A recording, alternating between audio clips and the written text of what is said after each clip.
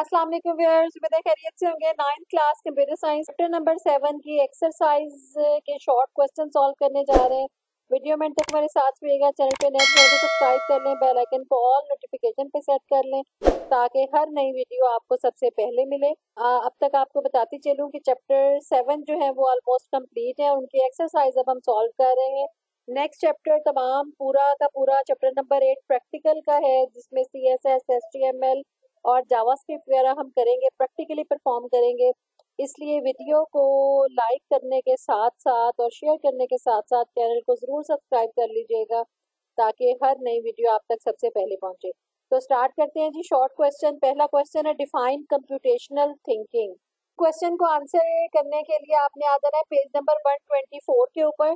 Definition of computational thinking. CT is a problem-solving process that involves a set of skills and techniques to solve a complex problems in a way that can be executed by the computer. This approach can be used in various fields beyond computer science, such as biology. यहाँ तक आपने जो है वो इसकी definition लिख लेनी है, राइट। और उसके बाद आपने आ जाना है क्वेश्चन नंबर 2 के ऊपर। What is the decomposition in computational thinking. इसके लिए आपने वेरी नेक्स्ट पेज नंबर 125 के ऊपर टॉपिक है डीकम्पोजिशन का। तो यहाँ से आपने स्टार्ट करना है decomposition. Decomposition is an important step in computational thinking. It involves dividing a complex problem into smaller manageable task, right. यहाँ तक लिखने के बाद उसकी एग्जाम्पल आपने लेके और ये उसकी point wise decompose task bird house के लिख देने हैं। इसको आप शॉर्ट करके भी लिख सकते हैं, ज़रूरी नहीं। बहुत से स्टूडेंट्स के मैसेज पे कमेंट्स आते होते हैं कि जी मैडम आपने बड़ा लंबा क्वेश्चन बताया है। तो देखिए, क्वेश्चन बताना जो है वो मेरा फ़र्ज़ है कि कहाँ से लेके कहाँ तक जो है वो स्टार्ट होता है, आपको सही तरीके से गाइड करना। तो मैंने तो आपको पूरा उसका जहाँ से शुरू होता है जहाँ, अब देखें यहाँ पे डेफिनेशन सिर्फ इसकी ये 2 लाइनों की डेफिनेशन है, बाकी इसकी एग्जाम्पल है। तो ये आप इसको ज़रूरी नहीं होता कि पूरे का पूरा आपने इसको एज इट इज़ लिखना है जैसा यहाँ पे लिखा हुआ है। आप इसको शॉर्ट भी कर सकते हैं। तो वही आप जो है उसको जिस तरह से उसने कहा कि ब्रेक डाउन कर लेते हैं, आपने भी ब्रेक डाउन बेसिकली करना होता है। अगर कोई बड़ा क्वेश्चन है, बड़ा आपको निशान लगवाया गया है, तो आपने उसको शॉर्ट करके लिख देना है। उसके स्टेप्स तो कम नहीं कर सकते ऑब्वियसली, लेकिन इसकी वर्डिंग आप कम कर सकते हैं। जैसे मैंने पहले भी आपको 1-2 दफ़ा लेक्चर्स में एग्जांपल दी थी कि आपको इंग्लिश के पेपर में एक समरी आती होती है, किसी भी चैप्टर में की समरी लिखने के लिए आती है। अब वो चैप्टर 5-6 पेजेस का होता है, लेकिन आपको कहा जाता है कि आपने इसको 1 से 1.5 पेज की समरी बना के लिखनी है। उसको भी तो आप शॉर्ट करके लिखते हैं। इसी तरह से आपने इनको शॉर्ट कर लेना होता है। अगर आपको 2 मार्क्स का शॉर्ट क्वेश्चन आ जाता है तो आप कोई छोटी एग्जाम्पल लिख दें, ना बहुत बड़ी एग्जाम्पल लिखें। या फिर उसकी दूसरी सूरत ये हो सकती है कि आप डिफाइन करें पहले उसको, फिर एग्जाम्पल में इसके जस्ट ये स्टेप्स लिख दें, आगे ही इनकी जो डिटेल है वो मत लिखें। तो आपका ये शॉर्ट क्वेश्चन जो है वो कंप्लीट हो जाएगा। 2 मार्क्स का यहाँ तक इंस्टॉल द बर्ड हाउस तक, ठीक है जी। उसके बाद आ जाए क्वेश्चन नंबर 3 पे। Explain the pattern recognition with an example. तो पैटर्न रिकॉग्निशन पेज के ऊपर, ये पेज 125 था, पेज 126 पे आ जाए। पैटर्न रिकॉग्निशन को एक्सप्लेन करना है विद एन एग्जांपल। तो यहाँ से आपने कर लेना है pattern recognition is an essential aspect of the computational thinking. It involves the identifying and understanding the regularities और patterns within a set of data और प्रॉब्लम। यहाँ तक इसकी डेफिनेशन आ गई। उसके बाद इसकी आपने एग्जाम्पल लिख देनी है। बेशक आप ये लिख दें, या आपके पास अगर कोई बहुत वेरी शॉर्ट एग्जांपल है या नेट से आप सर्च आउट कर सकते हैं, आप वो भी लिख सकते हैं। आप पैटर्न के अंदर वो जो सीक्वेंस वाली आपकी एक होती है, सीरीज होती हैं जैसे 2, 4, 6, तो वो भी आप जो है वो यूज़ कर सकते हैं। कोई सी भी आप एग्जांपल यूज़ करें पैटर्न रिकॉग्निशन के लिए। क्वेश्चन नंबर 4 है describe abstraction and its importance in problem solving. तो इसके लिए आ जाएं आप पेज नंबर 127 के ऊपर। एब्स्ट्रैक्शन का टॉपिक है। यहाँ से आप डेफिनेशन की जहाँ हेडिंग है एब्स्ट्रैक्शन की, abstraction is the process of hiding the complex detail while exposing only the necessary parts. It help to reduce, यहाँ तक करके ये इसकी एग्जांपल आ गई। Making a cup of tea, high level steps क्या है, व्हाइल ये छोटा सा है, ये आपने यहाँ से यहाँ तक जो है इसको कंप्लीट तैयार कर लेना है, विद एग्जांपल हो जाएगा ये। उसके बाद आ जाए नेक्स्ट क्वेश्चन के ऊपर। What is an algorithm. Question का आंसर जो है वो आपकी बुक में नहीं दिया हुआ डायरेक्टली, तो आप में इसका जो है वो आंसर लिख लें। An algorithm is a set of defined step design to perform a specific objective.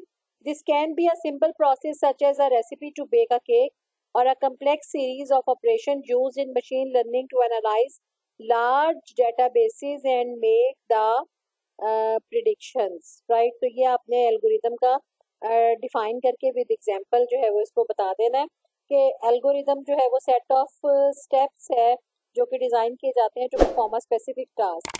और उसके बाद आ जाए नेक्स्ट क्वेश्चन पे। क्वेश्चन नंबर 6 है जी, how does problem understanding help in computational thinking. इसके लिए आपने आ जाना है पेज नंबर 129 के ऊपर। Problem understanding, understanding a problem involves identifying the core issues, defining the requirements and setting the objective. Understanding the problem is the first and most important step in problem solving, especially in computational thinking.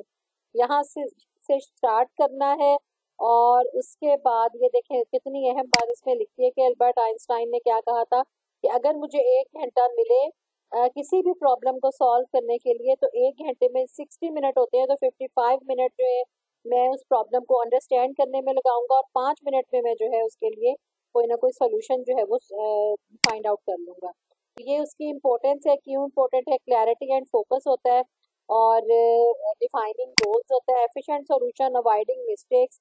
और उसके बाद example है जी building अ school website, तो इसको आपने short करके बेशक इसकी हेडिंग्स लिख लें, वो आपने लिख लेना है अगर शॉर्ट में आता है, ठीक है जी। और अगर लॉन्ग में आता है, क्योंकि इसमें कोई हार्ड एंड फास्ट रूल तो होता नहीं है कि कोई भी टॉपिक शॉर्ट में या लॉन्ग में है, यही चीज अगर लॉन्ग में आपकी 4 नंबर की या 5 नंबर की आ जाती है तो आपने इसकी कंप्लीट एग्जांपल के साथ इसको बयान करना है। क्वेश्चन नंबर 7 है, what are the flow charts and how they are used. Page number 130 के ऊपर। Flow charts are the visual representation of the steps in the process of the system depicting using different symbol connected by arrows. They are widely used in various fields including computer science, engineering and business to model, process, design system and communicate the complex workflow clearly and effectively. उसके बाद इसमें हम देखते हैं जी what are the flow charts, how they are used, कैसे use होते हैं, वो आपने जो है उसकी importance of the flow chart में बता देना है। इसकी जस्ट आपने हेडिंग्स बता दें, क्लैरिटी, कम्युनिकेशन, प्रॉब्लम सॉल्विंग और डॉक्यूमेंटेशन। उसके बाद नेक्स्ट क्वेश्चन है, explain the purpose of pseudo code. Question number 8, explain the purpose of pseudo code.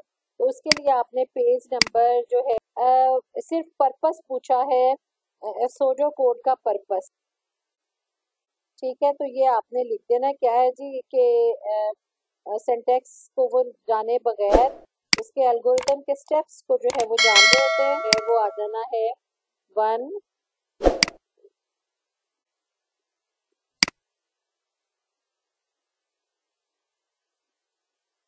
134 के ऊपर। Pseudo code is a method of representing an algorithm using simple and informal language that is easy to understand. It combines the structure of the programming clarity with the readability of the plain English, making it a useful tool for planning and explaining algorithm. Right, चाहे आप ये definition लिख लें या आप यहाँ से लिख लें, pseudo code is not an actual code that can be run on the computer but rather a way to describe the steps of an algorithm in a manner that is easy to follow. It helps the programmers and the students focus on the logic of the algorithm without worrying about the syntax of the specific programming language. अब इसमें उसने क्या क्या पूछा हुआ है, ये है why use pseudo code। ये क्वेश्चन का दूसरा पार्ट है ना कि explain the purpose of pseudo code। तो ये पर्पस में आपने इसको डिफाइन करना है पहले pseudo code को, और फिर उसके बाद ये उसका पर्पस बता देना है, क्लैरिटी, प्लानिंग और कम्युनिकेशन। इसकी आपने एक एक लाइन जो है वो डिफाइन करने में लिख देनी है। और नीचे क्वेश्चन नंबर 9 है, how do you differentiate between flow chart and pseudo code. Flow chart and pseudo code के दरमियान जो डिफरेंस है वो पेज नंबर 137 से स्टार्ट हो रहा है और ये जी आपका टेबल की फॉर्म में दिया हुआ है तमाम। मेरा ख्याल है ये मैंने आपको लेक्चर में समझाया हुआ है, वहां से जाके आप लेक्चर में जो है वो देख सकते हैं कि क्या डिफरेंस है फ्लो चार्ट और सोडो कोड के दरमियान। उसके बाद क्वेश्चन नंबर 10 है, what is a dry run and why it is important. तो ये डिफरेंस है जी between pseudo code and flow chart. तो यहाँ से आपने ये इसके जितने भी पॉइंट्स हैं वो आपने इसको राइट डाउन कर लेना है यहाँ तक, उसके बाद नेक्स्ट क्वेश्चन है what is a dry run and why is it important. तो ड्राई रन के लिए आपने आ जाना है पेज नंबर 140 के ऊपर आ जाना है ड्राई रन। क्वेश्चन इसका एक दफा दोबारा पढ़ लें। What is dry run, why is it is importance, उसकी इम्पोर्टेंस बतानी है और उसको डिफाइन करना है। A dry run of the flow chart involves manually walking through the flow chart step by step to understand how the algorithm works without using a computer. This helps identify logical errors and understand the flow of control. ये इसमें इसकी definition भी आ गई यहाँ तक, how without using a computer तक, और ये उसका आ गया पर्पस। ठीक है, आगे उसकी एग्जाम्पल है। एग्जाम्पल आप याद करना चाहें तो थोड़ी बहुत ये कर लें, छोटी सी एग्जाम्पल है।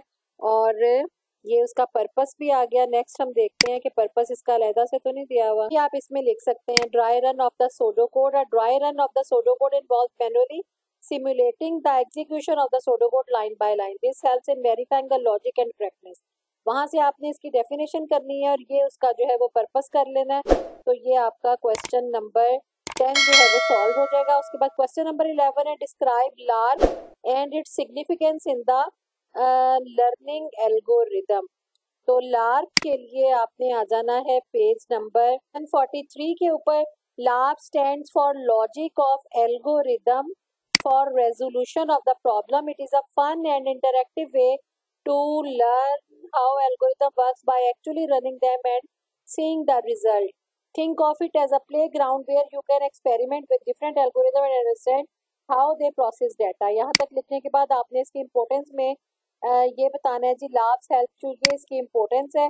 तो ये वाले 3 पॉइंट्स आपने इसकी इम्पोर्टेंस में लिख देने हैं। उसके बाद क्वेश्चन नंबर 11 है, सॉरी 12 है। क्वेश्चन नंबर 12 है list and explain the 2 debugging techniques. Debugging की टेक्निक है जी पेज नंबर 146 के ऊपर।